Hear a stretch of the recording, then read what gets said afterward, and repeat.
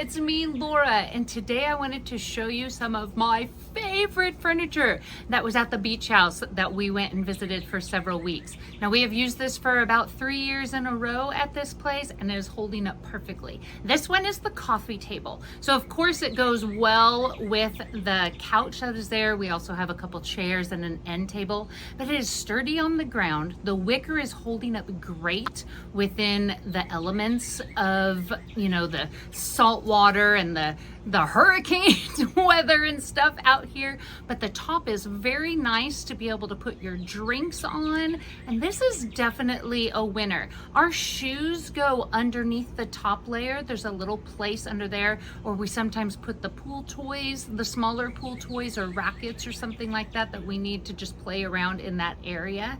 But this furniture has held up with our family for several years. This is a winner in my book.